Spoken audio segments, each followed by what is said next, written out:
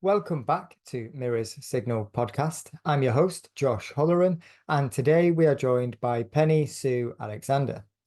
Pennie is an ADI and also trains PDIs to become driving instructors. She also works with Motability and doing driving assessments. Now, today's episode, we talk about Pennie's qualifying process and some of the courses that she's done to get where she is now. And we talk about what the job is within Motability and doing the assessment drives and some of the clients that Pennie works with to make sure that the roads are safe and either keep people on the roads or assess if they are going to be safe to continue driving. If you're enjoying these episodes, please make sure that you hit the subscribe button if you're watching or listening on YouTube. And if you're watching this as it goes live, we're now uploading the older episodes onto Spotify. And we will eventually, once we catch up, be putting all of the episodes onto Spotify as they go out.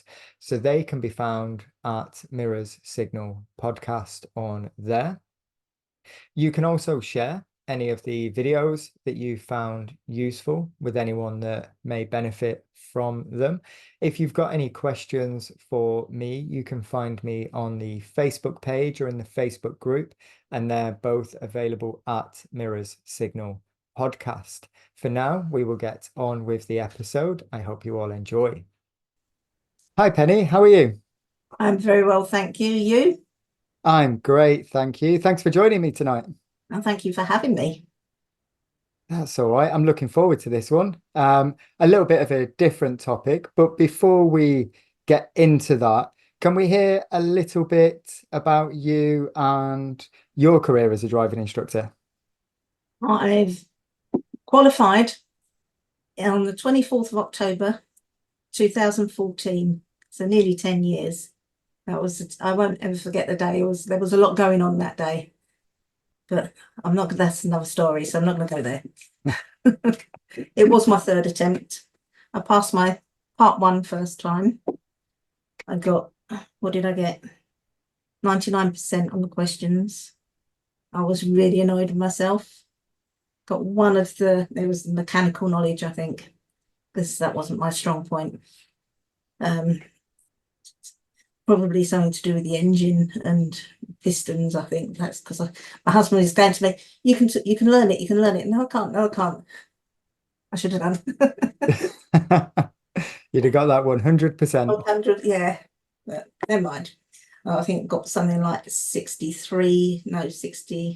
something on the hazard perception, and I got a 0.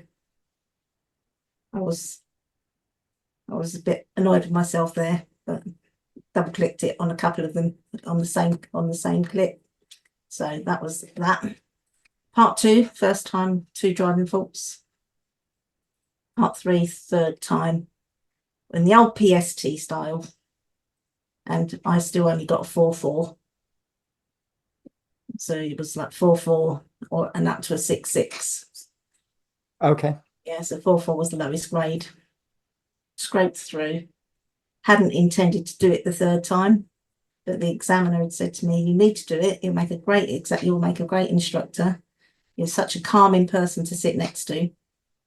So I booked it again, had him again. So I had him for my part 2 and all 3 part 3s. Oh, wow. Yeah. And he passed me on the final attempt, which I didn't think went particularly well, but it went a damn sight better than my first one. That was horrible, trying to teach somebody that already that's a really good driver, because they're supposed to be assessing you as an instructor. So that just played in my head too much. Just couldn't work it. So anyway, I'd never taught anybody before passing my part 3. So my first lesson, I was bricking it. I was very, very lucky. I had my car done, all signed up. I had a little MG3, black MG3 at the time. So I had it signed up, it was parked outside my house, and I started getting phone calls. This young brother and sister phoned me. They said they've had lessons with other instructors, and they're looking for somebody else because they've not got on with their other instructors, plural. Yeah, they've had about 4 or 5 instructors between together, each of them. So I said, well, I'm new to it. I said, you'll be my first customers, so I'm going to need as much help as I can give you. And they said, that's perfect. They don't mind helping me. So they showed me all around, showed me absolutely everywhere, all where manoeuvres were doing, and this, that, and what else were they? So the turn in the road back then, and the reverse around the corner, where not to go. Don't go down that estate, it's horrible, they go to me.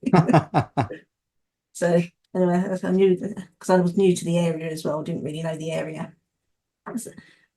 So the brother passed second time. First time we'd gone up to Boston for his driving test. Wouldn't take anybody else there, but that's yeah. He'd missed a left turn only sign, a right turn only sign. So he was starting to turn left. I was in the back. So it was just pulling up towards the left. And this person jogging down the road started pointing to the right. So he was pointing to the right like this. So he thought, oh, and he saw the sign. So he changed and turned right. So I thought, well, at least he's gone the right way. He checked his mirrors, done everything. He did fail on something else, can't remember what it was. I think it was observations on a junction. But the examiner, because this was the first test I'd ever done, the examiner took me to the side and said, you do not tell your pupil what to do. I said, I beg your pardon. He said, you don't tell your pupil what to do. I saw you telling him that he needed to turn right, that he needed to turn right, the compulsory right turn. I said, no, I didn't. I was watching the jogger telling him to turn right at the compulsory right turn. I've never been back to that test centre, needless to say. Get on really nicely with all our examiners locally, so at King's Lynn, but I won't go back to Boston. We're So quite fortunate in Swindon. All of our examiners are all right. Yeah, no, all of them at King's Lynn we get on really well with, fine. There is one that took me a little while to get a test pass with her. My daughter was the first one of mine students that she passed. 14 driving faults. Oh, But she passed her, and we had one of my students, he failed, and he started having a go at her because he'd failed. Yeah. He started swearing. So I just said, right, get out of my car, go and stand over there, and I'll come and talk to you in a minute. I'll finish talking to the examiner, and then I'll come and talk to you. I chatted to the examiner, found out exactly what had happened. Dual carriageway hadn't moved over to left-hand lane. Typical. So she went in, sorted him out, and the next time I saw her, she was absolutely lovely. Never had a problem with her since. So you need to stand up to your students when then they're starting to moan at the examiner, and you'll get to be a friend. I've been quite fortunate. I've witnessed it once, someone getting quite emotional after a driving test. It wasn't one of mine. I didn't see what happened, but I saw him in the car park next to the test centre afterwards, and I could see him and either one of his family members in the car, and I was kind of thinking, I hope you wasn't like that with the examiner for the debrief, because you're not going to have fun coming back to the test. That's it, yeah. No, I thought, how am I going to deal with this? Because he started swearing, and I thought, right, get out of my car. That's all I could think of. Get out of my car. Not having that in my car. Go away. Calm the situation down. But yeah, he went and took his next test in Peterborough. Failed again. This time, he had two serious faults. No minors. No driving faults. He'd come up to a stop sign, stopped too early, rolled up and crept over the stop line and carried on moving. So he crept over it, was rolling over the stop line, so he failed. He got serious for that. And the other one, he come up to a set of traffic lights, looked at the wrong light. It was on green and he sat there. So the 2 driving faults. The examiner actually said if he'd just made one of them, because it was such a lovely drive, he would have given it as a driving fault rather than a serious fault. But because he'd done both, that was it. He's got to fail him, which more than understandable. I mean, just one of them's like enough to fail you. So I was quite pleased with that examiner. He passed the next time. But yeah, they do some silly things. They do, and I've got a bit of a confession on traffic lights that aren't for you. And I'm going to admit it well this goes out. There's one in Swindon. So if anyone's from Swindon that's watching or listening to this, they'll probably know it's by the train station, and you've got 2 lanes. One goes left and under the bridge, and one goes right and back into town as you come out of the train station. And the left lane's like a left turn filter lane, and it's next to a set of traffic lights, but the traffic lights aren't for you. The traffic lights are for people going straight ahead or right. And the first time when I'd moved to Swindon, I saw a red light and I stopped. And I was kind of looking around. There was no one behind, and it was a pedestrian was kind of like, "Red light's not for you. Are you waiting?" I'm like, "Yeah, it's all right. You guys cross. It's okay. I'm not moving anywhere." And then off I went and carried on. And now I'm a driving instructor in the same town. But I mean, we can, I think, sometimes get caught out as drivers. And I do mention this to my learners. I'm like, sometimes we make mistakes. It's how we deal with them. But when you're on a driving test, they've got to mark what they see at that moment in time, how they see it with the context. Yeah, So it is difficult. it is. Yeah. So anyway, I diverted, didn't I? Away. We've got on driving tests. That was that was an interesting diversion. Yeah. So the part 3, the first one, the examiner played a student that was partly trained, and I was going through the VTS, showing him different things. So I think it was Crossroads we were working on, and he then said to me, "Well, we're going to have to get moving because of the time." Of course, I fell for it, didn't I? So I shut my book, and then right, let's get moving. And then he went straight across this crossroads, not looking or anything, just straight across. There was a bus coming and a car coming from the other side. And he just went, I pulled him up straight away because I just didn't know what to do. I'd not been put in that situation on my lessons. So I just pulled him up and I said, "Tell me what happened there." He said, I just carried on going straight. And I said, "Did you not see the road markings and the road signs?" "What road markings?" He goes, "Oh." And that was it. I just lost it for the rest of the day. And that was right at the beginning. So I knew that I'd failed from the off. Second one is a bit of a blur. Can't really remember that one. And the third one, we were going around a country road and he kept going really wide. And I pulled him back in and I was asking him some questions and saying, "Oh, we need to be closer to the left." What I didn't ask him was, what would you do if you're going along an ordinary road with a footpath by the side of it? How would you know where to stay, or where to sit? What reference points would you use? And I said that to him, he said he would have marked me higher. But I didn't. And I didn't mention mirror signal maneuver, MSM, but I still don't do them now. I don't use reference points. I don't use mirror signal maneuver or MSPSL. So I'm still waiting for my next SC. I've had one, and that was in 2015. So, which is why I don't advertise myself as a trainer, because I have a low grade B, a 33. Okay. Yeah. So on my SC, it was the very start of the standards check. So I've just passed on the PST, had no training between times, and just went straight to my standards check. I really thought I'd fail it because I didn't really know what was needed. I passed it. So I was a bit annoyed with myself for passing it because I wanted to do a bit more training, but I didn't get time to do the training.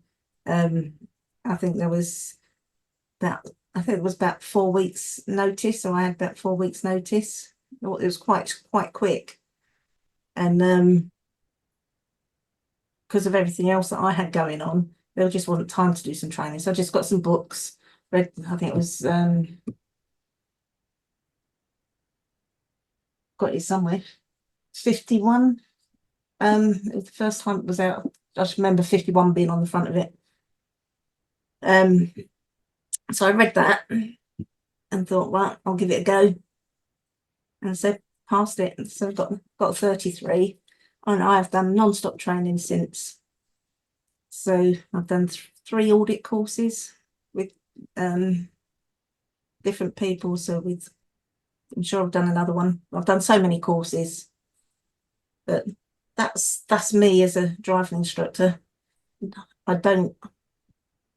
When I qualified and I was taking them out, because I was actually taught by Howard Floyd how to drive, how to drive from Norwich. But it was the old style. So you do this, you do that, you do that. Three line method for Bay Park. And I found it so difficult to teach that way. I carried on, I kept persevering with it. And I had this young woman. Yeah, she was in her late 20s, I think. An Asian lady. Really, really struggled with bay parking. We must have spent about 16 hours just bay parking. And she still couldn't get it. So I went away. I said, well, how am I going to teach her this? So I went away. I thought about how I normally park. So just pulling away from the bay and reversing it, as most people do. And then so I went back to her and I said, well, why don't you just have a go? Just do what you think you should do. And she went in first time. And I thought, why didn't I think of that earlier? So with things like that, well, everything now is like, what do you think you need to do? How are you going to do it? What do you need from me? How can I help you? Because it works so much quicker. This poor woman, she spent so much money on her lessons. There's me now thinking like she could have spent half of what she did if I'd had that sort of mindset when I first of all started. But we live and learn. We feel like we want to give value for money though, don't we? And I think sometimes that can feel like I've got all of this knowledge. I need to give it all to you. And you're paying me, so I'm going to give you everything and I'm going to give it as much as I can, as quick as I can. Yeah.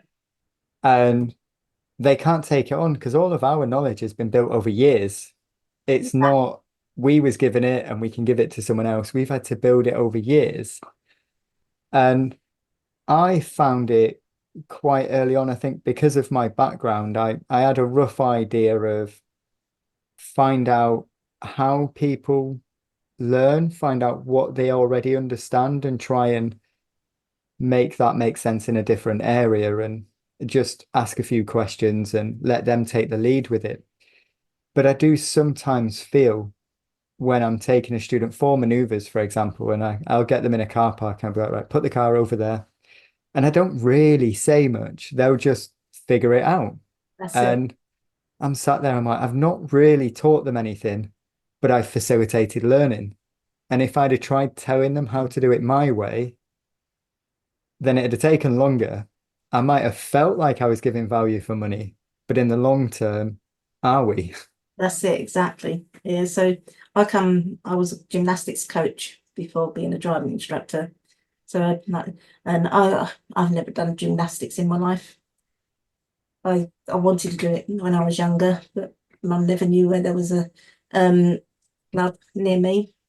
It turned out there was one just like a couple of miles down the road. So never done gymnastics. So my children went to gymnastics clubs when they were younger. and it was a lot easier for me to stay, teach gymnastics and to help out. So I then ended up qualifying. I became one of the lead coaches at Eastern Gymnastics Club in Norwich, and I had the top group of gymnasts, and I was teaching them. But it was all like, well, what do you think you need to do to make that better? Because I don't know. I've got an engineering background, yeah, I know a bit about physics, but I don't know what you need to do. What do you think will work? So we'd talk about different things and how they were doing it and what they needed to change. So that's where I first started coaching.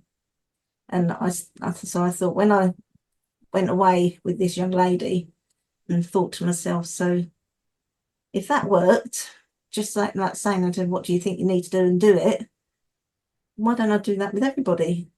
And that's how I started my coaching career in driving instruction, and then went on to do the BTEC 4, which I know when you were talking to Hardiel, as everyone will find out, or will have found out by now, but that's where I met him.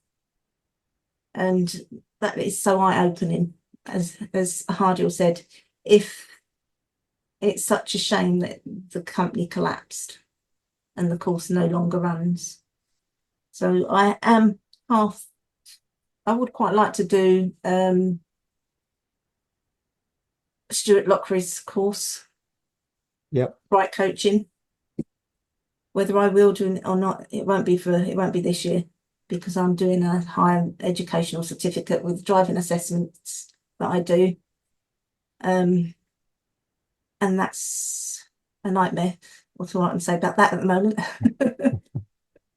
So I'm doing that, and I'm also doing the confident drivers with Kev and Tracy Field, and doing their course as well. So it's a bit stupid doing both courses at the same time, but that's me. So after I've done these courses, then maybe I'll see what the behavioural change, or what I can't remember, was it, and psychology, behaviour and psychology of driving, whatever is doing it. Yeah, I think it's based around behavior, isn't it? And behavioral change. Which is what I'm really interested in, and especially anxiety. Doing the driving assessments has opened my eyes to how people think, and how I can help my learners with their nerves and their anxieties towards driving. And I think the BTEC 4 helped with that as well, because that was all looking about the behaviours, thoughts, feelings, and how they all entwine. And reflection, lots and lots and lots of reflection, so you can improve on what you're doing. Reflection is something I'm trying to use a lot more with my students at the moment, because I've got Total Drive with the reflective logs on there. Yeah. And my students never used to do it. I'd say it and they'd never do it. So I started kind of using them at the end of the lesson to reflect on the lesson, and it'd form our next lesson. But I'm starting to move away from doing it that way, and more, right, go away, have an hour or two, and then fill in this log and replay what's happened and be specific about your future goals. And for that reason, the studies show how effective reflection is, and how much it can progress your learning when you're thinking about the thing you want to learn. And you don't need to be doing it. I can't remember where I got it from, where I heard it, but there was studies around people that done, say, an hour's practice, and people that done a couple of hours just thinking through it. So they wasn't doing the extra practice, but they was just playing it through in their head. And that visualization is really effective. Yeah. It's probably Kevin and Tracy that you got that from. The They've been on, yeah. So I haven't used that. We were just doing that on the course actually yesterday. No, Wednesday. Yeah, yesterday. It's Thursday today, isn't it? Yeah. I don't know anymore. It's about 8 o'clock, That's and I it. checked on Total Drive, and I needed to be on Zoom with yourself. Yeah, so um, I've always done reflective logs from day one. I wrote them out myself. I still use paper ones. I haven't used Total Drive. Now I'm starting to train driving instructors. I've had a couple of people asking about them, so I'm going to have to look into it. But I'm good old fashioned, show my age, pen and paper. Can't go wrong with pen and paper. It don't go wrong. It doesn't disappear. Computer stuff disappears. I've had lots of times when my work has just vanished. So I've got duplicate books printed out. So it acts as a receipt for the monies they've given me. And then we write at the end of the session, we write a list of everything, all the normal questions. The start of the session will go over what they want to do, what they need to do from the previous session. And then like, how's it going to help them? What their thoughts, what their feelings all about it? How would they mark themselves at the moment? Where do they want that mark to be? And how can they describe what that mark is? So that all gets written down. And how I'm going to help them throughout. And then at the end, we'll reflect on the same. So you wanted to be at this score. We might do it throughout the session as well, depending on how the session goes. And then at the end of the session, so where are you? Did you get where you wanted to be? Describe to me how you feel now. And then we'll go through what did go well, what they feel could have gone better, and what they're going to do differently. So they're the things that I ask. And then the things that's going to do differently, which one of them are we going to focus on? And that will be the focus of the next session.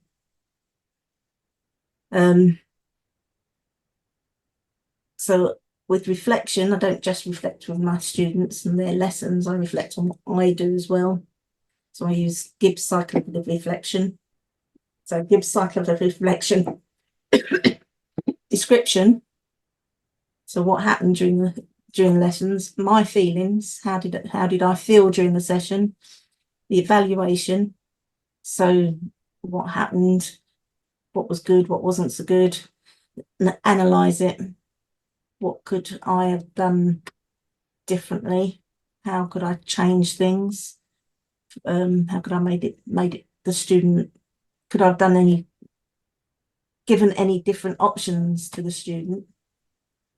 And then the conclusion, like this, I'm not happy with what happened. This is what I'm going to do next time, and make sure that I've got a plan to change what I'm doing.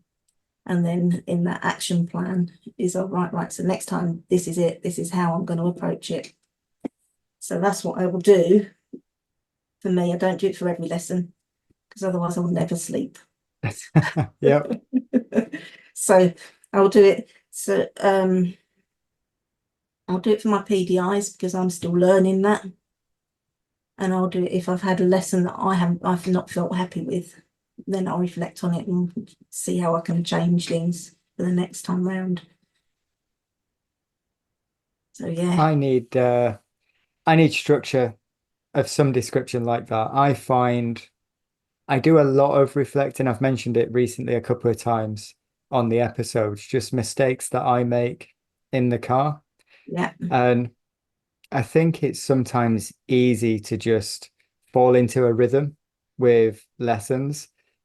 And I guess it's a little bit like driving. We can almost get into autopilot, and then something catches you out and it's like, right, I've got to do something now, because that's just happened can't happen again. That's it. And it's it's interesting seeing it and seeing what leads to those situations and where my focus has been, and being aware of myself during that time as well. And it's nice to see that we can still do it, even like you've said there, 10 years in, and you're still kind of reflecting and looking for how can I improve so that I can improve what I'm delivering for the learners. Yeah, yeah. So I'm always with my CPD. I'm not very good at writing down what I've learned from the CPD, but when I'm reflecting, I'll bring in what I've learned. So on my and when you do CPD, you're supposed to write down what you got out of it and everything. That doesn't work. I get a certificate. Oh, great, great. That goes in the folder, plastic folder like that. But now I'll write it down when I'm in my reflection. So when I done this piece of CPD, it made me realise that I wasn't using my mirrors enough, whatever it was. Yeah, so I wasn't watching my learner quite as much as I should have been at that point, and which is one of my weakest points, I think. Because when I watch, because I watch my videos back, because I record the car, I record inside, outside, and so the forward facing and rear facing camera plus inside, all on one camera. So all my learners know about it. It's all I know it's for my training purposes, and I'll use it for them if they've said, "Oh, I was using my mirrors, always using mirrors." I'll do it. Shall we have a look? So I can prove to them that they don't use their mirrors when they need to. But I think with that, I look at myself and I think I really do need to watch them more. Yeah, I'll watch them when they're supposed to be doing something, but when we're just going on the straight road, I'm looking around. I'm not really looking at them where I should be looking at them. What are they doing? Are they checking the mirrors? Occasionally I'll look thinking like, well, I've got something coming up. Are they doing anything? Are they checking their mirrors? And then I'll think to myself, I definitely don't check them enough. So that's what I'm working on at the moment anyway, trying to get that right. So I think reflection for us, not just our students, is so important. And it's how we're going to be, it's the only way we're going to make ourselves better, unless we have somebody else coming in the car and watching us. But that costs money. So why not find a cheaper way, a cheaper alternative? And that's video yourself and watch yourself back. Absolutely. I got watched, it was last year now, it was a while ago. I had Tom Stenson watching me deliver a lesson. We'd done an episode on it. And that was something that he mentioned about watching the student. Yeah. And I find now when I'm wanting to work on something specific, like the watching the student or thinking about when I'm going to talk to the student, when we're going to have a conversation, when I'm going to ask a question. And that's not necessarily about driving. It could just be the conversation we was having stopped for the hazard. When do we start it again? But when I've got something that I want to improve in the front of my mind, I find it helps my focus throughout the lesson as well, because it's like, right, I need to be watching the student today. That's my task, is to watch them, and that's what I need to develop. And it does kind of give me more focus in the lesson as well. So it's beneficial for everyone. Yeah, definitely. So with the reflection, this course that I'm doing, a higher level certificate in outdoor mobility and driving assessments. This first module is looking at yourself, reflecting on yourself and analysing what you do and how you do it. And it's horrible. Because you've got to like reference things as well, so bits that you've read in books and reference what you've done and how does that link. So that's really difficult work. I'll be glad when I've done this assignment, which got to be in tomorrow. So I'll be doing that tomorrow. So with the course that you're doing now, something that I wanted to ask you about was the Motability work, because I know we've spoke about that when we had a call a couple of weeks ago. And there seems to be, I don't know, a shortage from what you're saying of driving instructors offering that kind of work. So it'd be interesting to hear kind of first-hand experience, what the work's like, and maybe some advice for how ADIs can pursue that kind of work if that's something that interests them. Yeah. So I actually got into it. I'd gone to a DIA course for disabilities and SEN students, so that I've had a bit of an understanding for ADHD and autism. And while I was there, I met this lovely man, David Thorpe. Unfortunately, sadly, he died a couple of years ago. He kept saying to us when we were there, because he was fairly local to me, he said, come along to the driving assessment centre. This was a couple of years, no, this was a few months later. He messaged me. He said, I've been to the drive, because he hadn't been then. He'd been to the driving assessment centre. I need to go along and have a look at it because it's really good. So I said, what do you do? And he said, well, just come along and have a look. Well, about 2 years later, I eventually went along because he kept saying, come on and have a look, come and have a look. So I went and had a look. Unbeknown to me, there's the CEO of the company, the deputy CEO, manager of Thetford, and a couple of others, and some of the driving instructors there. Just generally chatting to them, just finding out what was going on and about the assessments, which I'll talk about in a minute.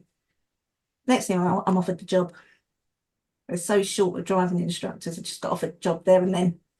And they said, when are you starting? So I started there, that was in 2018, I think. I was made redundant over COVID. Then they kept asking me back. I think 3 times they asked me back. So I went back 2 days a week. Then I increased it to 3 days a week. And now they want me to go in 5 days a week. So I'm going full time, probably towards the end of the year. Because I do enjoy it. It's hard work, it's tough, and it can be quite stressful, but it's different from tuition. I don't want to give up. Even if I go full time there, I'm still going to have my lessons, still going to have my learners, because I couldn't lose what I've got, and I do enjoy learners. So there'll be weekends, possibly some evenings, but we'll see about that. See how tired I get. So with the assessments, it's basically taking out anybody that's got an illness or a disability that could affect driving. So we take them out, assess them, give them a cognitive assessment to start with. So there's some pen and paper tasks and some visual tasks to see how their brain's functioning and whether their brain's been affected by the condition. Then we'll take them out on the drive. So you don't know what you're going to get. So even if they're really poor on the cognitive assessment, they might drive absolutely brilliantly, no problem whatsoever. Or they might do really well on their cognitive assessment and drive really badly. So you don't know what you're going to get. You really don't. Which is part of the excitement, I suppose, for the job. Right, what we're going to get this time? Are we going to make it round? Are we going to get round the corner and come back? Yeah, are we going to do the whole 45-minute circuit? Sometimes you think maybe I need to get them to pull over and we'll swap seats. Has been that bad at times. Or we'll cut it short if there's a way round. So it depends what centre we're working from. So I work from Peterborough, Bourne and Kings Lynn at the moment. And Thetford. So occasionally I'll go between Kings Lynn or Thetford. Depends where they need me. But get to meet some very interesting people and understand a lot more about different things that can affect people when they're driving. We had one, so we get police assessments as well. So you get referrals from the police, NHS, DVLA, and self-referrals. And the ones in London, ones that work down near London get TfL referrals as well. So we'll get the referral in. If it's a police one, we don't know what we're going to get because just basic details of the individual. We get an NHS one, we may or may not get some information from them. DVLA, again, we may or may not get some information. We'll get the reason that we'd get they want us to do their assessment. So whether it's a mild cognitive impairment or dementia or a stroke. So we'll get something, some small detail from them. Occasionally we'll get a doctor's form attached to the DVLA report. So we've got a bit of an idea of what we're going to expect. But that again doesn't always match up with the person. Once we know what we've, I was going to say about the police one, wasn't I? So we had an older lady come from a police referral. Basically, because she didn't want to be there, obviously. She'd had an accident. Obviously, I'm not going to go into any details, but she'd had an accident and she needed, and the police sent her to us because they thought there might be some sort of, it's usually if they think there's some sort of cognitive problem, they'll send them for the referral for an assessment. So we took her out. We'd done the cognitive, and there was a very mild cognitive issue in the paperwork. We took her out on an assessment, and she just couldn't use the brake. It was an automatic vehicle, so that obviously had the push-pull hand controls attached, so the rod from the push-pull hand controls goes down to the brake pedal. And on this particular car, every time you press the brake, you could hear a knocking because of this bar that was connected to the pedal. And it got to the point where she refused to put her foot on the brake. So as I was going along, no, can't touch it, can't touch it, can't touch it, with the brake pedal. So of course we had to end the assessment. It just got too dangerous, so we brought her back.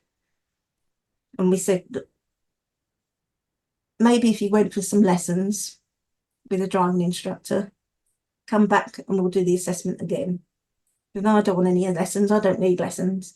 And we said, well, it's that, or we'll have to say that you're unsafe to drive, because that was definitely not a safe drive. So finally she agreed that she'll go and have some lessons. She come back. We did have a different car. We purposely brought in a different car, so we didn't have any issues with the bar from the push-pull. And she drove fine, absolutely fine. So it was anxiety that caused all the impairments that we had seen, because none of them showed on that second assessment. And it was just because I think the combination of having her accident and then having to come and have her driving assessed, and the second time, because she knew me and my partner, who I'll talk about the partners in a minute, but she knew us both. She felt a little bit more comfortable, a little bit more at ease. She'd had lessons in a different car, so she knew she could drive a different car. So when she came back, she was absolutely fine. So we're pleased to say that she could carry on driving. So I work with an OT, an occupational therapist. So they do all the cognitive tests. And then obviously I'll sit in the passenger seat when we go out for the drive. So when we come back, we compare our notes. So I'll take notes. So we have worksheets that we go along. Actually got one here. Yeah. Oh, look. Look at that. There you go. I'm right in the correct place. So it's basically a list of all the junctions that we take, so that we've got a place where we can mark out. So we have first marking is they've done great. Second one is they might have missed a mirror, so just put a little note, an M or something to say they missed a mirror. Third one is if it's been a bit dicey, so something's happened, they've late break or too close to a parked vehicle. And the final one is physical intervention, so either verbal or physical intervention. So we get together at the end of the assessment and we discuss what we've seen. and we'll mark what we've seen. So they get an overall mark for each cognitive section and then for the drive section. And then that's how we decide whether they are going to be allowed to stay on the road or they're not. And we tell them there or then. So as soon as the assessment's over, unless it's a DVLA one. We're not allowed to tell them if it's a DVLA referral. That has to go to the DVLA and they'll have the final say from our report that they usually say. So if we've said that they're no longer safe, they will revoke their licence. We're the only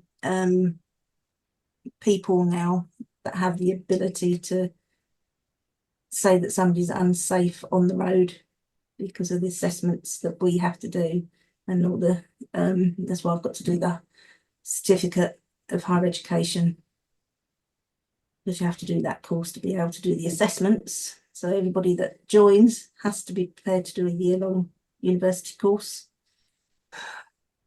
Is that funded?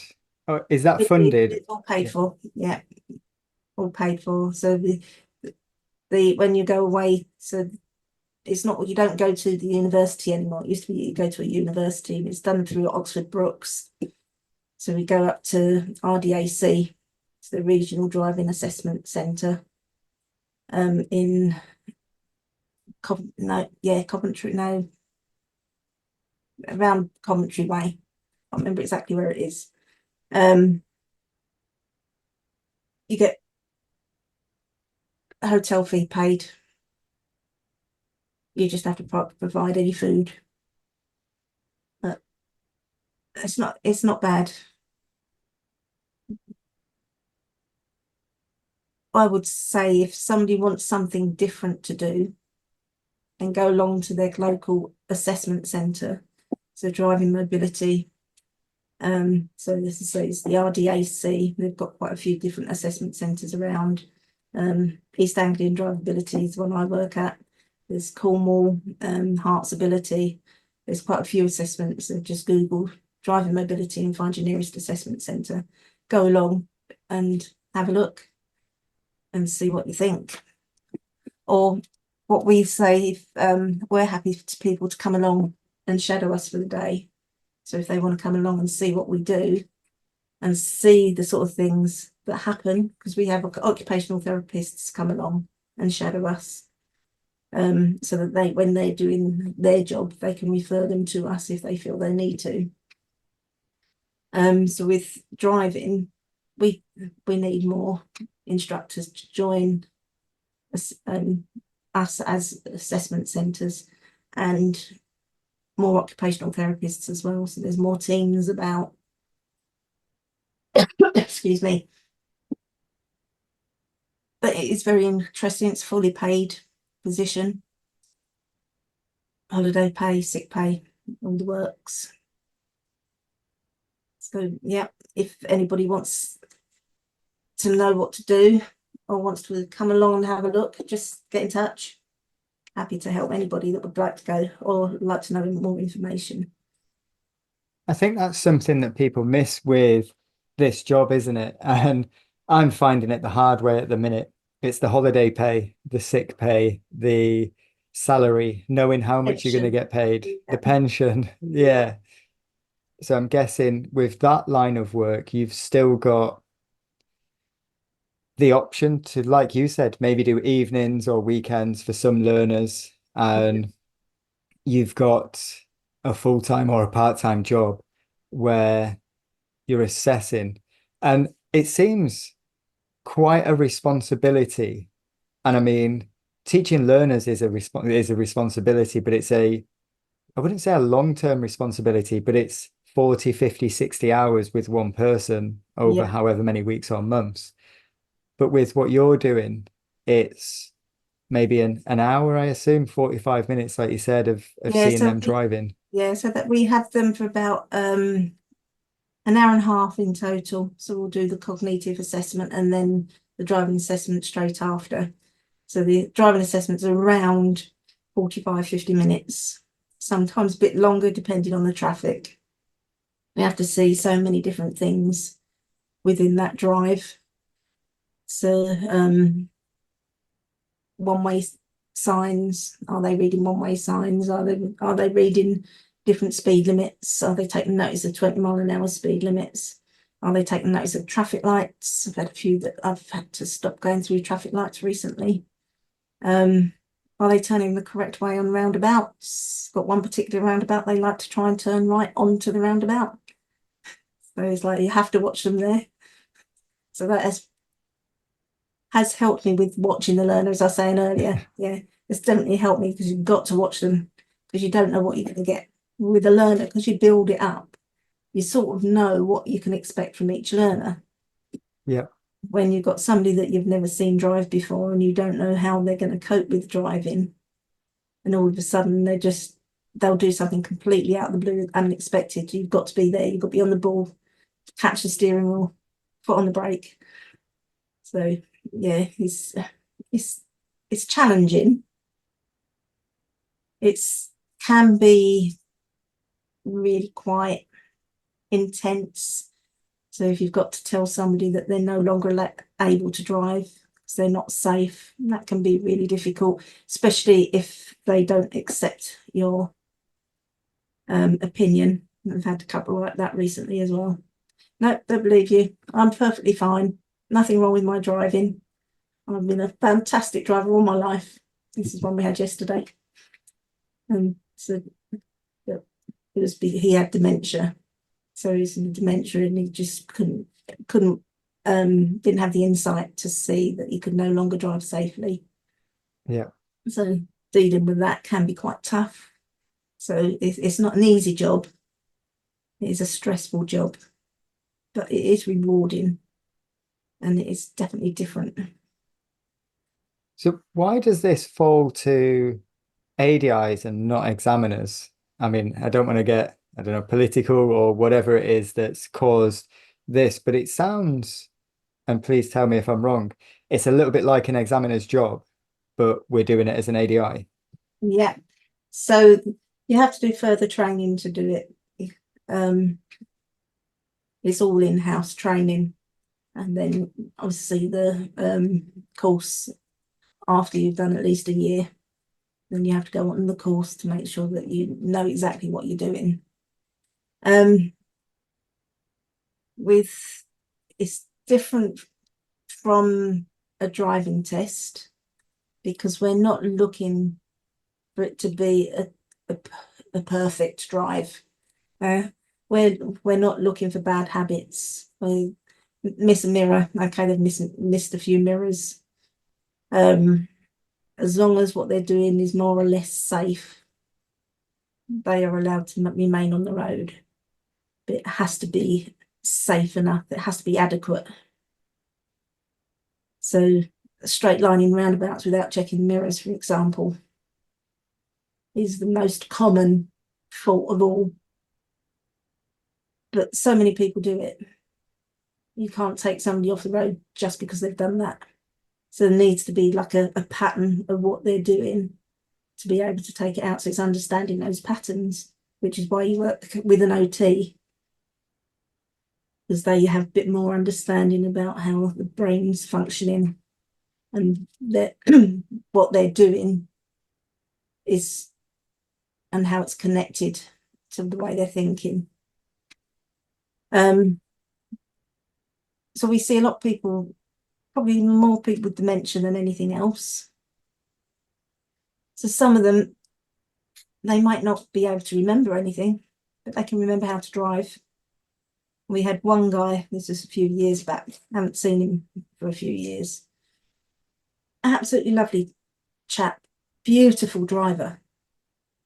Mirrors, absolutely everything. An A-class driver. But he couldn't remember where he was going. And he'd get lost. So he had to come off the road because he just couldn't remember where he was going. But his driving was fantastic. So we couldn't say no, you can't drive. We said to his wife, I think it was, that she would need to be with him every time he's in the car because otherwise he's just not going to find his way home. When he was sort of with it and had enough capability, we said, draw a map of the places he goes. So he's got this map on the dash so he can work out how to get home. But once that doesn't work, then he's going to have to come off the road. So it was after that we didn't see him again. So, but yeah, it's quite sad when you see people, and especially if you see them, because we do a 6-month program. So we see them every 6 months or every year, depending on how they're affected, and see the change in their driving. So because it's all written, we have all the reports, we can see how they're deteriorating over the years. And we get them to think about driving retirement so that when the time comes, it's not a complete shock to them. And we have a driving mobility hub. It's a transport hub, I think it's called now, that will do and find different methods and different modes of transport for them to get around. So once they stop driving, they've got the help there still. With DVLA examiners, so the senior examiner can take elderly people out and do a driving assessment. But that's for people with that's a bit like at the police referrals. They don't have any diagnosis and they don't think there's any cognitive impairment or anything. Then they'll go out with a senior examiner. So we had one a little while ago. We had a report from, it was our test centre manager that had taken him out. Because when we read the report, it wasn't a bad report. It was quite good. I think we ended up having to take him off the road because it had obviously deteriorated from when the test centre manager had seen him. But yeah. So the test centres take people out that don't have any illness or any diagnosed illness. We take people that have any sort of condition that may affect driving. That's the difference. That makes sense, kind of, now you've explained that. And there was a point where you was like talking about we can't take them off the road for doing things that like everyone does. And I think we can sometimes fall into, because I was thinking, I'm like, well, if they're not safe to be on the road, they're not safe to be on the road. But then I'm like, well, I see drivers every day that are making mistakes.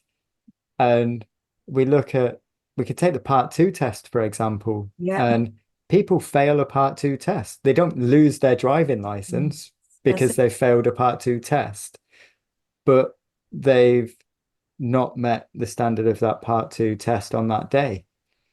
So it's I can imagine it's really challenging finding that, we'll say, the grey area. It might be the wrong term, but it's like they can drive. Yeah, definitely there is a grey area.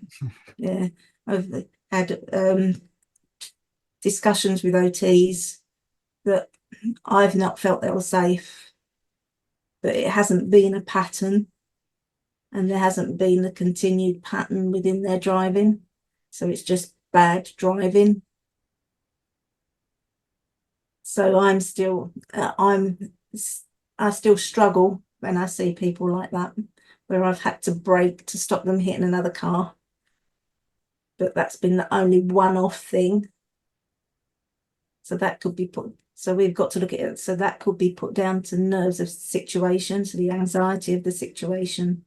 So we then have to take a step back and think, right, so what patterns were there? Is there something actually affecting their driving? That's why there's 2 of us and not just one. Okay, so what's happening on the road could be linked to their condition. So like if they're constantly coming up to something too fast and then they do bump into someone, well, you've got yourself a pattern there. That's and it.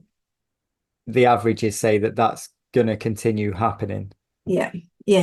So we have so if they're one of the guys we had yesterday, I think it was yesterday, it might have been last week, seems few too many.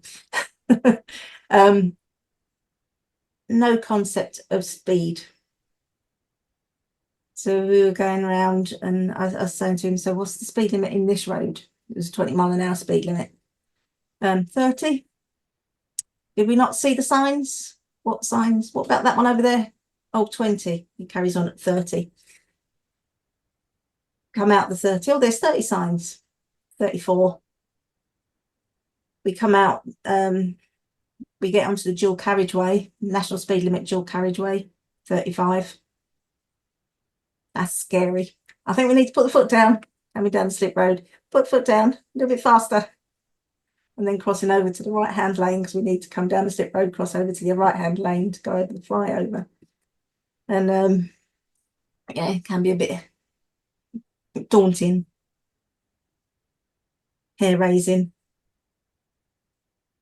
downright scary as we're trying to cross. Like, there's me looking over. Is it going to be safe? Do I getting prepared to grab the steering wheel?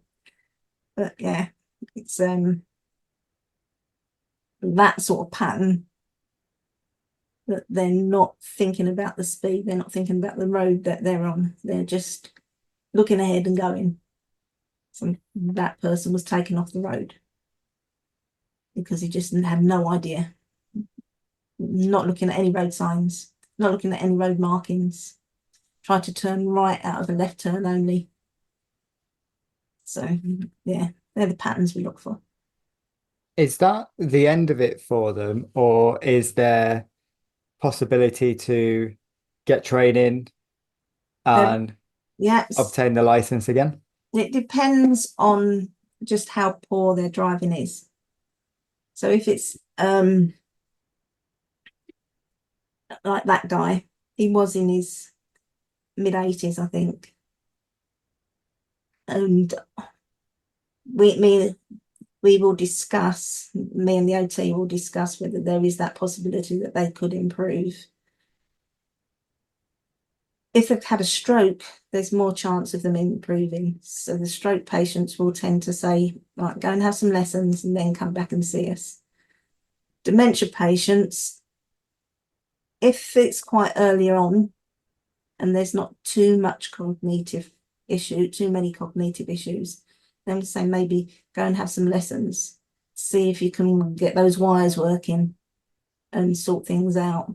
If they come back and they show exactly the same or exhibit exactly the same symptoms, then the same patterns, then it's going to be a no.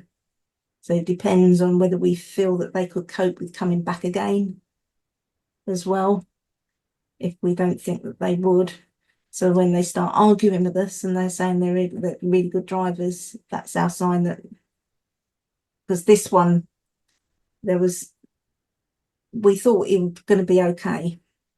But when we were talking to him, he started getting quite angry, quite agitated. So because of that as well, that was our sign that he's not going to change. There's nothing that would, lessons is not going to make any difference. So there's no point in him continuing. So it's a hard choice. It's a very hard choice to make. One we do not do lightly. But it's one that has to be done. Absolutely. And I think that line of work, I think I'd struggle with your side of it and like being the person that kind of is involved in that decision. I think I'd like to be on the other side, be that person that they go to for lessons and like let's see if we can work something out, get the brain kind of. So that's something else we need. We need a lot more instructors willing to take on older people and disabled people as well. So with the push-pull hand controls, left foot hand accelerator, under rings, over rings. There's so many different variations. I know you spoke to Aidan. Yeah. Yeah, there's just so many different things that I wouldn't be able to just mention them straight off the top of my head. So we've seen people that haven't, one guy, I can't remember what condition he's got, but both his arms are starting to completely lose his muscles.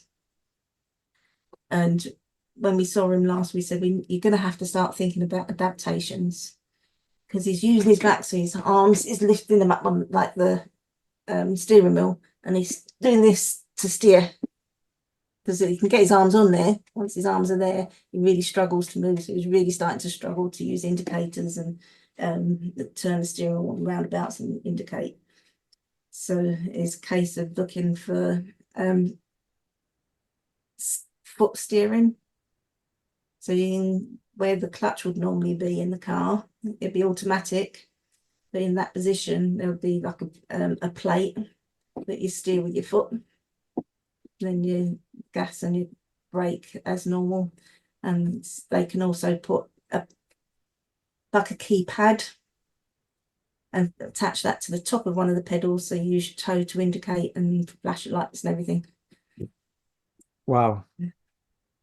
Exactly. So yeah, there's so many different variations and high-tech vehicles. I haven't driven a high-tech vehicle yet. I've got that at the end of the month. I've got my training on that at the end of the month. So that's going to be fun. Not, but we'll see. It's something I'd be interested in looking into and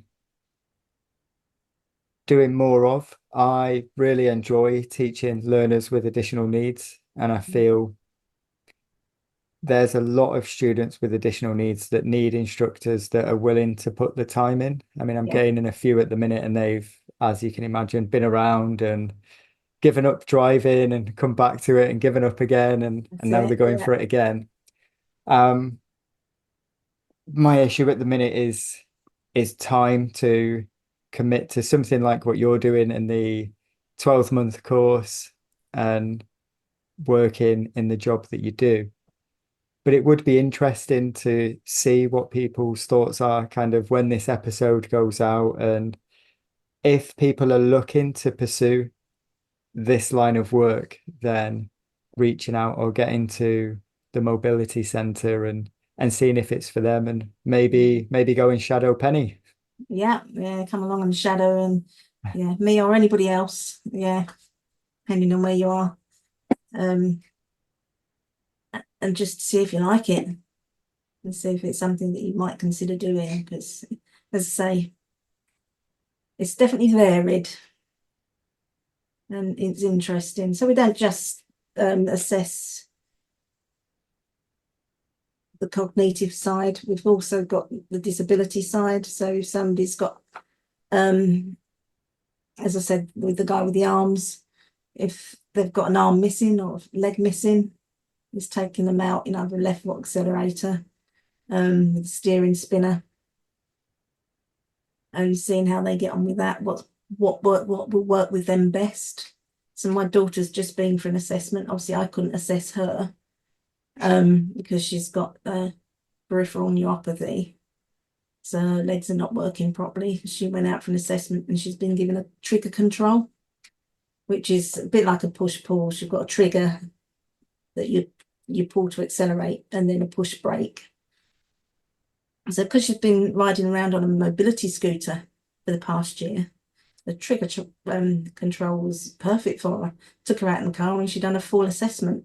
Whereas normally on an assessment for an adaptation, they'll just do a shortened route, usually just left turns, just to see how they get on with the vehicle.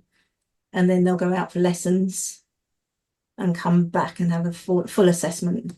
My daughter went out on the full assessment on that first day. So she's just waiting for a car, which will probably be next year by the sounds of things, because that hasn't even been sorted yet.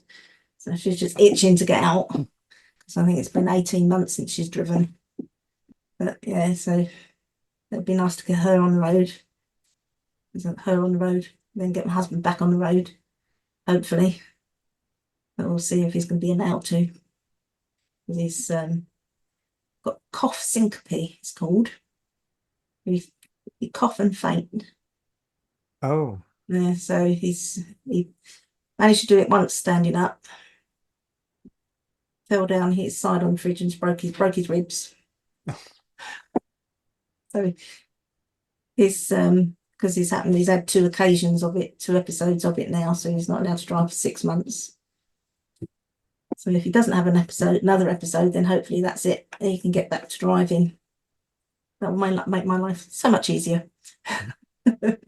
So there is, I mean, we've spoke about the harsh side of it where it's you're telling someone they're not safe to be on the road. But there's the positive side to it as well, where you're helping and facilitating getting someone back on the road and regaining their independence as well. That's it, yeah.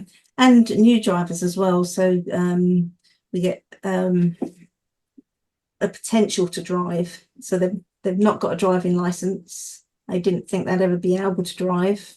So might have MS, multiple sclerosis, and they've not thought they'd ever be able to drive, but they'll come and see us and we'll sort something out to see if they can get on the road. No, not all of them can, because it depends if their eyes are affected. If they can get grey areas in their eyes through MS. So if they get that, then they can't drive. But if their eyes are not affected, as long as their eyes are fine, there should be some way of getting them in the car and seeing if they can drive. So things like that, yeah, is fantastic. And it's finding driving instructors to help them. So as a driving assessor, it's limited time. So my car, I don't have an adapted car, a personal adapted car. So if I get somebody out in my area, because we haven't got any other driving instructors with hand controls in the area. So if there's somebody in our area, so what I'll do is I'll book it through East Anglian Drivability, and then I'll do it as part of the work for them. So I'll probably do a day of assessments and then go out and do the lesson afterwards. So I've got a car available. But, otherwise it's normal lessons in a normal car, either a manual or an automatic, because I've got both. It sounds interesting, and yeah, like I said, it'd be interesting to see what people's thoughts are of it, and having a look. And we'll get some information off you towards the end of the episode, so people can find any information that they want really around this. But what I would like to do, if we can, do you mind if we go through some tell me questions? Go on then. So we'll start with the first one. Can you tell me what car you would drive if it was the only car you could drive forever? I think I was been thinking about this. Which one would it be? I've driven a lot of cars. I've driven Skoda convertibles. The first ever one in the country was mine. I've driven Jaguar E-Type. They're nice cars. Don't think I would want one as my all-time car. Not quite comfortable enough. Fun to drive though. Used to love the Capris. Used to have Capri. Don't know if I like the new ones though. They're not don't look like Capris at all. Have you seen them? I have not. They're like giant Capris, but boxes. An electric Capri. That'll be why I don't know what the correct word is, but I pay no attention to electric cars. Yeah, EVs, aren't they? That's it. Yeah, full EV. Yeah, no, not for me either. I just have visions of them exploding still.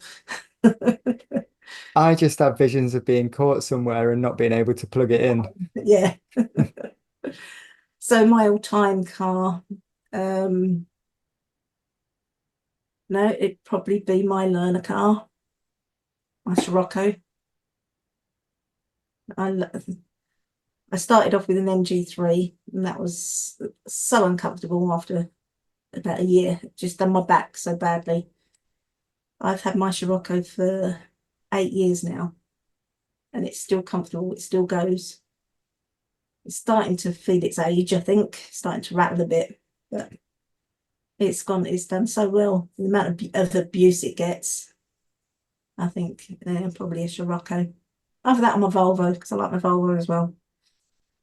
The Siroccos do look nice. Yeah.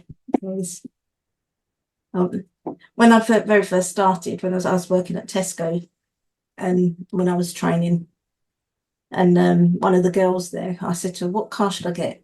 I don't know what car to go for." She said to me, "Why don't you go for a Scirocco? They're lovely." And I thought, who's going to want to drive in a Scirocco? And then after I got the MG3, because I'd built up a little bit of money and little money pot, so I'd get a better car. I went there and look around, and I thought, well, I've got to go and have a look at them because she said about it. And sure enough, that was it. As soon as I sat in it and sat in the passenger seat, because it's got the lumbar support in the passenger seat as well, that was it. I was hooked. So yeah, I think I'd stick with my Scirocco. Probably get an automatic one though, rather than a manual, because mine's manual. I'm still yet to be sold on automatic as well. I do love my manual, but when you're going any distance, or if you're sitting in stop-start traffic, no, I think stop-start traffic manual's easier. Yeah, stop-start traffic manual's easier. Because you're not kicking your foot on the brake all the time. But for comfort and distance, then the automatic. I've driven a few. I've never owned an automatic. I've always owned manual. And I'm probably going to be one of the last driving instructors that has a manual car. Yeah, Yeah. I'll never get rid of my Scirocco. I'll always have that to teach him. I've had it had 6,000 miles on it when I got it. It's got 184,000 on it at the moment, so still got a few left in it. Nice. Well, that's a good answer, and it's a sturdy car, so it's going to last. Yeah. The next question: can you tell me if you could deliver a driving lesson to anyone, who would it be? Who would it be? Does it have to be somebody that cannot drive or somebody that already drives? Doesn't matter. It can be anyone. It can be not a lesson, maybe an assessment. An assessment. I think I would like to assess Keir Starmer, Okay. see what his driving's like. Yeah, why not? Interesting answer. Yeah, and maybe Rishi Sunak too, and compare them. That would be interesting. It will, and I think before we get too political, we might have to leave those ones there. See how diplomatic I was there, both of them. Yeah, yeah, we'll take them both out. They'll Yeah, both lie to you and tell you that they're a great driver anyway. exactly. Yeah, so let's let them prove it. Yeah. Nice answer. Can you tell me the best advice you've ever received? Excuse me. That'd be my dad. I passed my test 3 months after I was 17, my first attempt. 4 days later, my dad said to me, because he dealt, he sold cars, he's a car mechanic. And he said to me, "Can you run me to the car auction so I can pick a car up?" Yeah, of course I can, Dad. I don't mind. It's in Guildford. At the time, we were living in Essex. And it was before the M25 was completed. This is how long ago it was. So it wasn't quite a car park then because it wasn't enough traffic. So we went down there, got all the way down there, showed me how to drive on motorway because I'd never been on motorway. He always said to me, "Look as far ahead as you can see, work out what the other cars are doing, and you'll stay safe. And always expect people to do what you don't expect them to. So don't expect the unexpected, expect them to do something you don't expect." He said, "There's a difference." And there is a difference. So they're the things that stuck with me with my driving. And I got back home because he got down there, got down to Guildford, and he said, "Right, I'll see you back at home." I said, "Well, I'm not waiting for you. I'm following you home." And he said, "No, I'll see you back at home. I'll be ages yet. Got to wait till the end of the auction," and it hadn't started. I said, "I don't know how to get home." He said, "You'll find it. No map." Obviously, there was no phones back then. No sat nav, anything like that. So I just had to find my own way home. and I got home half an hour quicker than we got down there. Got myself, I knew that I had to get over the river in London. I knew I had to go to London, get over the river. And then when I got over the river, I think it must have been Vauxhall Bridge or something that I'd gone over, because I ended up near Leighton. And my mum at the time worked in Leytonstone swimming pool. And as soon as I got there, I know where I am. I just go this way and I got home. So I've never been afraid of getting lost. And so I have a lot to thank my dad for, because it weren't for him, I wouldn't have had that sense of being able to do something. Of, no, you're just going to go and I'll see you when I get home. Imagine kids doing that now. Take them somewhere. So that's one of the things I do with my learners. I take them and get them lost. Do you know your way home? No, I ain't got a clue where we are. Good, off you go. I enjoy that in lessons. I'm a little more, well, I don't know what the correct word is, but I'll let them take me home when they know their way home. But what I like with that is, because I'm not from this area, I'm not originally from Swindon. I find so many areas of Swindon when I'm like, do you know your way home? They're like, yeah, yeah. And then we'll be coming up to some traffic and they'll be like, oh, I'm just going to cut this way and cut through this estate. And I'm like, oh, wow, I didn't even know this place existed. That's what I did when I first of all started with, as I said about those two that I had when that showed me the area. I had another learner that coming into the area, she didn't know the area at all. And I'd pick her up from work. She was a school teacher, so I'd pick her up from the school. And I'd say, so where are we going to go? I don't know. Should we just drive then? So we drive, go down dead ends, turn around, come out, and we go all over the place. She didn't want to do a test until she knew she was ready. So we went numerous places. One day we went out, and we both got lost. And I didn't have a clue where we were. Didn't have a sat nav with us at that point. And I never used to take my phone out. I took the phone out after that time. And we took us, I think, another 2 hours. She had a 4-hour lesson. That's how long it took us to get back. So yeah, getting them lost is such a brilliant way of them discovering how to look for road signs, road markings. So I talk about, well, where do you know? What way do you think we need to go? If it's getting towards the end of the session time, so we've got like less than half an hour to get back, I will say, if they're going to go the wrong way, I'll tell them. And I think we need to go that way. But otherwise, no, you make the choice. Go the wrong way, you go the wrong way.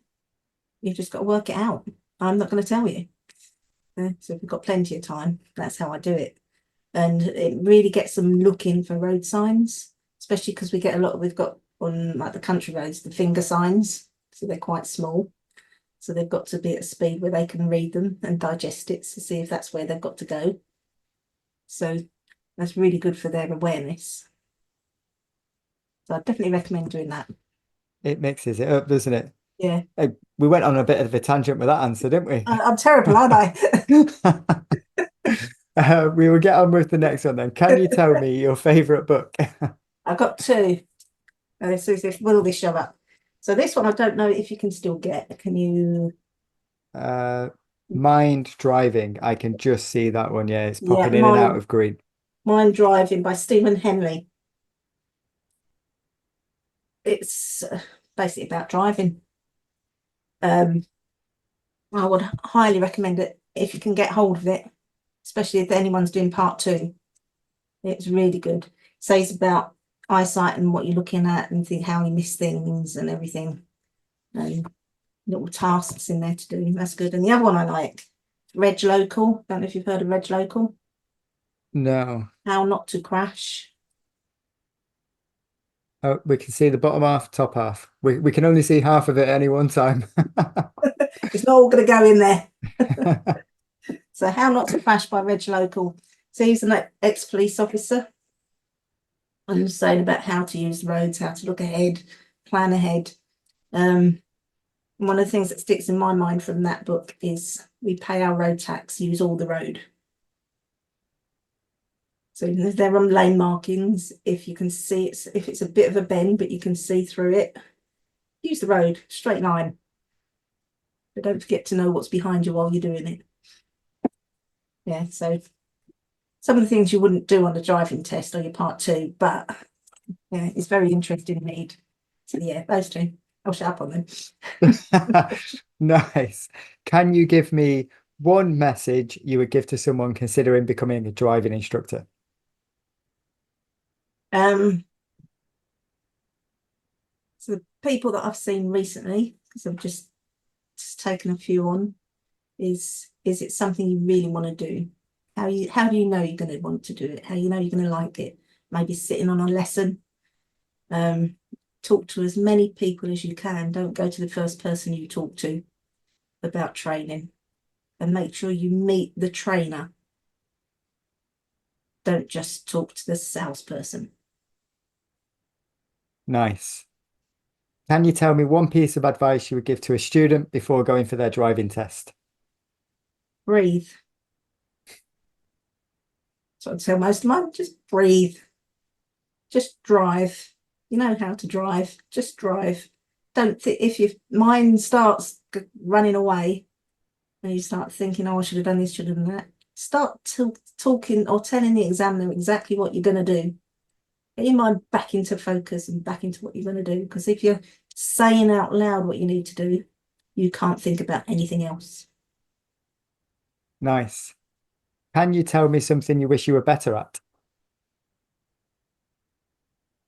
Something I wish I was better at. Being me.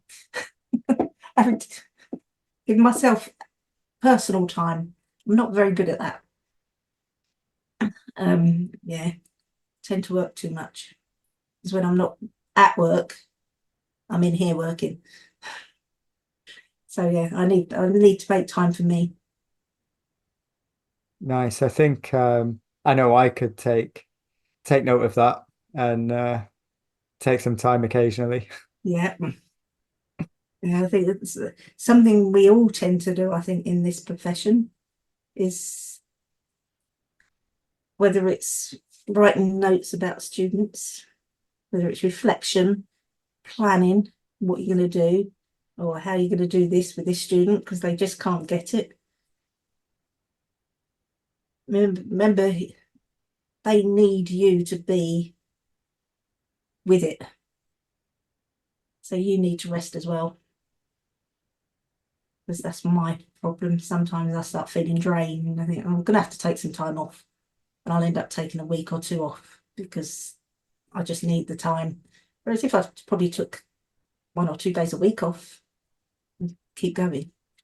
But that's not going to happen anytime soon, is it? If I go full time as an assessor. No, we just seem to find more work for ourselves. We do, yeah. It'll keep But going and going and going. yeah, a nice answer and something that maybe I'll reflect on and assess what I'm doing going forwards. And the final question is for you. So, do you have any final messages that you'd like to share? And then, if you want to plug any of the topics that we've mentioned, websites, contacts, and what you're up to as well with training people, if anyone wants to reach out. Yeah, so as driving mobility, let's get them out of the way first. I'm just going to bring up, I've got it here, there they are. If anybody's interested, doing a training course on the 26th and 27th of September.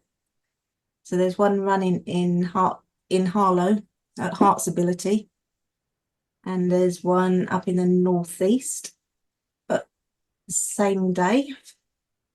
Yep, that's unusual. Same day. That one's in Northeast Drive Mobility in Newcastle. There's 2 running. I'll give you the link for that. And if anybody wants to go along to their local assessment centre, just go on to driving mobility and look up for your local assessment centre.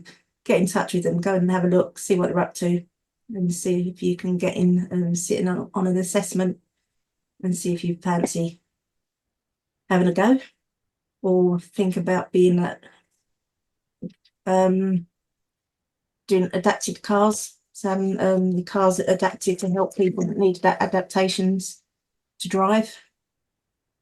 because they have all the cars as well. So if you go along, you can have a look at the cars, see what they're like. If you're really interested, they may even let you have a play. Don't quote me on that because they might not, but you might be lucky. Depends on the centre and if they've got an off-road section.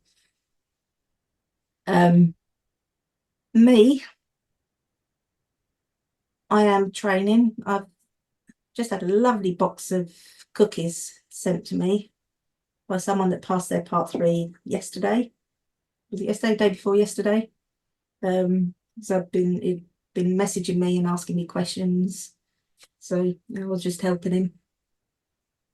I'll do that I've got a few people that I tend to message quite regularly.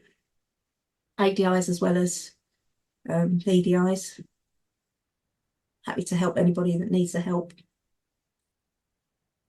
That I do free of charge, because it's not like booking a time.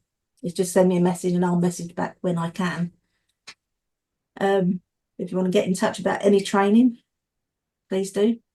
Number's 07852 998764.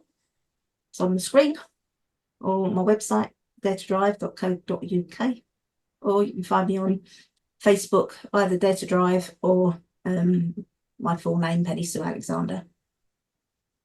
I think that's about it. Amazing. We will get all of those linked in the description so people can find them there. And Pennie, thank you so much for your time tonight. It's been a pleasure chatting with you. Sorry for keep going on. That's what I enjoy. That's why I like it. I just get to sit and listen, and you get to tell me all this great information, and just a few different places today, I think, that we can turn to as driving instructors if we're looking for something other than just learners. Yeah. 2 hours a week, whatever it is. And yeah, if people are wanting a new challenge, then it's something like this. Yeah, there's lots of stuff out there. Yeah. Drink driving rehabilitation courses, that's something else I've done. Didn't talk about that, but that's another day. There you go. Are you setting yourself up for another episode? Sounds like it, doesn't it? We will do it. Another one. But thank you very much, Pennie, and I will speak to you soon. Thank you. Yeah, you take care. Thank you. And